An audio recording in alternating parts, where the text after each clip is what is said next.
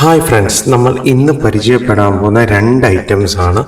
ഇത് ഭയങ്കര പഴക്കമുള്ളതൊന്നുമല്ല, ഇത് അത്യാവശ്യം പഴക്കമുള്ള. ഇത് പണ്ട് കാലത്ത് ഹോസ് ചാരിറ്റി വെക്കുന്ന ലാമ്പാണ്. എന്ന് വെച്ച് കഴിഞ്ഞാൽ ഈ വെളിച്ചം പകരാൻ വേണ്ടിയിട്ട് മെഴുകുതിരി കത്തിച്ച് വെച്ചേക്കുന്ന ഒരു ലാമ്പാണ്. ഇത് ഒരു ചെറിയ ലൈറ്ററാണ്.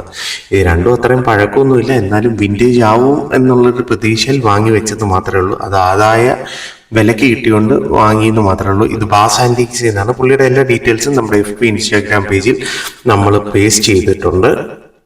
അദ്ദേഹത്തിൻ്റെ കയ്യിൽ നിന്ന് നമ്മൾ വമ്പൻ കളക്ഷൻസ്, ധാരാളം ഐറ്റംസ് നമ്മുടെ ആൻറ്റിക് മാസ്റ്ററിലും പിന്നെ അതേപോലെ തന്നെ നമ്മുടെ കാർണോവേഴ്സ് ആൻറ്റിക് മ്യൂസിയത്തിലും വെച്ചിട്ടുണ്ട്. വളരെ നല്ല രീതിയിലുള്ള ഡീലിങ്ങും വളരെ നല്ല രീതിയിലുള്ള പാക്കിങ്ങുമാണ് പുള്ളിക്കാരൻ്റെ.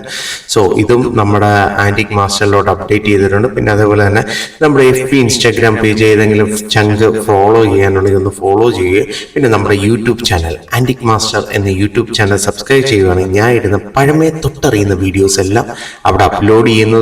പിന്നെ അതേപോലെ തന്നെ പുതിയ അപ്ഡേഷൻസും അവിടെ വന്നുകൊണ്ടിരിക്കുന്നതായിരിക്കും. സോ ഇന്ന് ഇത്രയേ ഉള്ളൂ കേട്ടോ. Signing out, Nijesh Chandra. Have A nice day and stay tune with us with a lot of surprises are waiting for you.